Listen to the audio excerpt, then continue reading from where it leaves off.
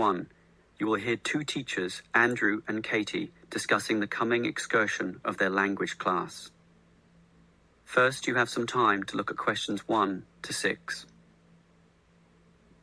The sort of park that most people are familiar with, people to look after it, and more so if the park showcases special semi-natural piece of land, planted with a variety of trees, bushes and flowers, protected and reserved for the Check your answers. Now turn to section 4. You will hear a lecturer discussing public parks. First, you have some time to look at questions 31 to 34. Now listen carefully and answer questions 31 to 34.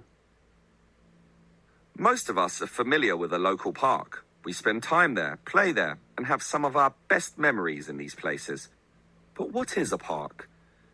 Basically, it can be defined as a natural, or at least semi-natural, piece of land, planted with a variety of trees, bushes and flowers, protected and reserved for the enjoyment of all citizens. There are usually regulations about the sorts of behavior that can take place within.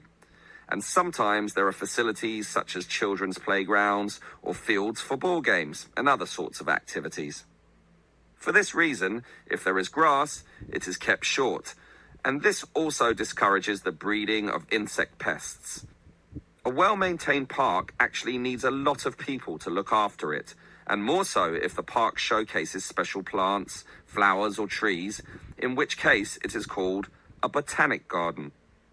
In complete contrast, if the park is big and remote enough, it is sometimes designated as a wilderness park, to be left completely alone and untouched, protected from all development in order to allow wild species, both plant and animal, to live undisturbed.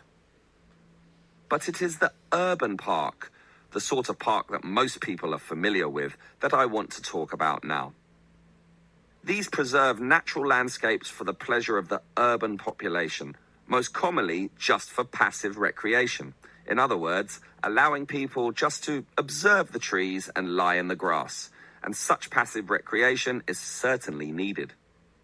Before you hear the rest of the lecture, you have some time to look at questions 35 to 40. Now listen and answer questions 35 to 40. Continuing on the subject of parks, it might surprise you to know that once there were none. 1,000 years ago, there was no need, since there were already extensive open spaces, forests and wilderness surrounding most cities and towns, for example in Europe. These dark, dank forests were large and even dangerous, full of wild animals and with the potentially fatal result of getting lost. Hence, fairy tales evolved about witches living in these areas and the wolves and bears which could threaten young children. However, with the rapidly increasing human population, the original wilderness and natural open spaces were intruded upon. Forests were cut down as population spread, and with them, urban pollution and further deforestation. But it was only with the advent of the Industrial Revolution that people realized natural areas needed to be preserved to give the populace access to the sort of nature that was fast disappearing due to the uncontrolled development and demand for resources.